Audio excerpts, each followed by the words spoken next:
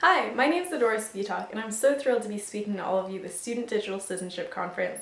I'm tremendously excited that you've come together with other young people to discuss how we can use technology to improve our own lives and the lives of other people around the world. And I can't wait to hear what incredible things you come up with today and in the days to come. I come at this topic with the perspective of a writer, more than someone who programs or makes apps or anything like that. And as a writer, I feel that too often the genuine story of youth falls by the wayside. We make up 18% of the world's population, and in some nations, young people are the majority. Any author ambitious enough to take on the task of writing this story, our story, would have to understand that dichotomies are gross oversimplifications of human nature and of youth. Yet in the story of the world's young people, such simplifications abound. I read plots that focus on our roles either as exploited victims who make for heartstring-tugging magazine covers, or as complicit bystanders who hit like on Facebook. We are apathetic, slacktivists, and self-obsessed, and we take lots of selfies too. These words are all used to describe us as characters within this global story.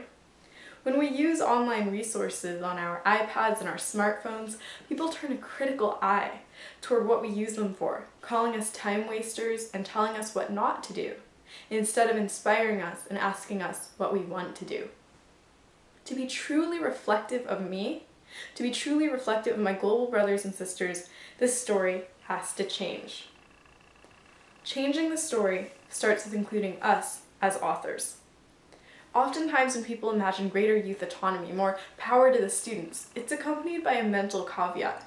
We remember Lord of the Flies from school, or think that kids plus power is a dangerous combination. Any of you who have done babysitting for your little neighbors probably know that when you leave them alone in a room to their own devices, sometimes frightening things happen. But I know that absolutely amazing things can also happen when young people speak up. And I know that because I've organized something called TEDx Redmond for 4 years now. The planning committee of TEDx Redmond is all middle and high school students, people your age and my age.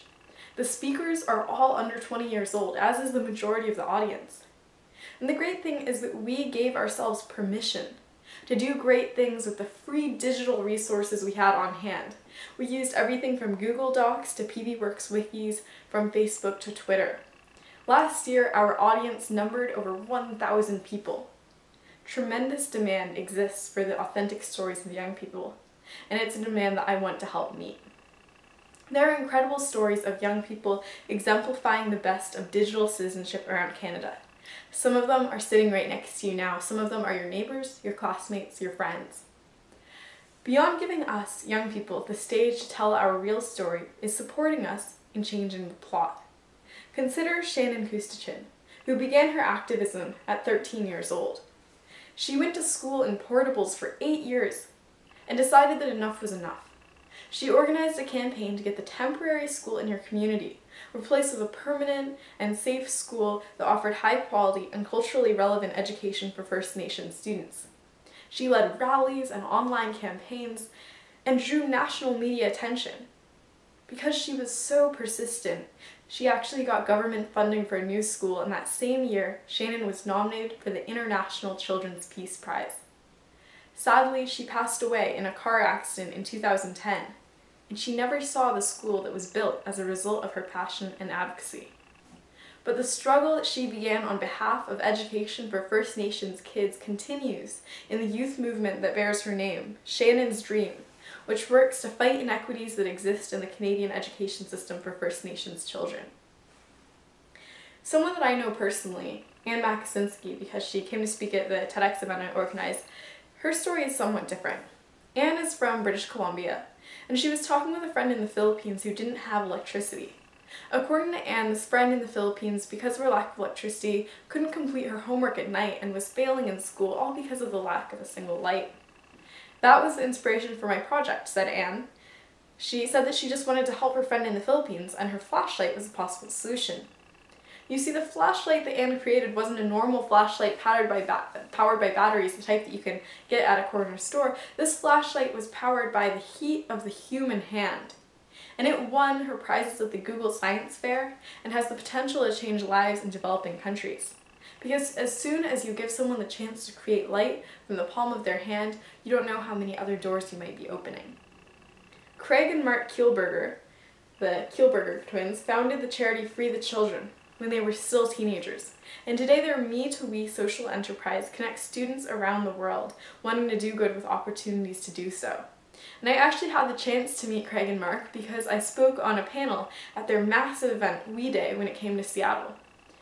What's so great about We Day is that it brings together tens of thousands of kids into a stadium, and it treats doing good with the same amount of celebratory power that we usually reserve for a sports game or a pop star. Examples of folks like Shannon, Anne, and Craig and Mark Kielburger show that young people are instrumental in empowering their peers. This story, your story, my story, is not a story of victims waiting to be rescued.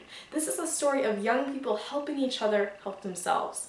More of this kinds of grassroots action needs to be discovered, publicized, and supported. Furthermore, it's worth realizing that young people have increasing power in new settings by using the tools we have at our disposal.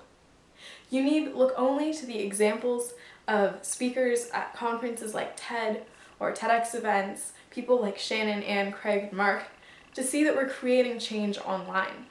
Sometimes we're condemned as slacktivists, because the impression is that we do little more than click like on Facebook. But in truth, online social movements can be responsible for massive social change as dramatic as toppling regimes, or as intangible yet crucial as attitude shifts. I want you to pull out your smartphones, if you have them. Go to Facebook. Yes, I just gave you permission to do that. Look up groups and causes that you want to support. Look up your favorite charities, local nonprofits, schools, and campaigns. Like them so you can receive stories and information from them. Learn about the organization and find out ways you can help. For example, if you like UNICEF, you can do trick-or-treating every year to raise money with a little box that you use to collect change. If you like TED Talks, you could start a TED Ed Club at your school to get together, watch talks, and share ideas.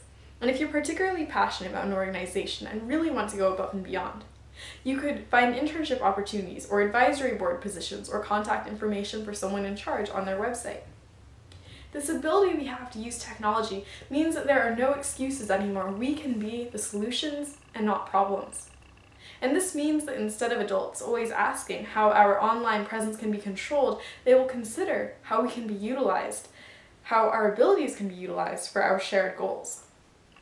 Coming of age in a digital world, young people like you and me are truly redefining ourselves.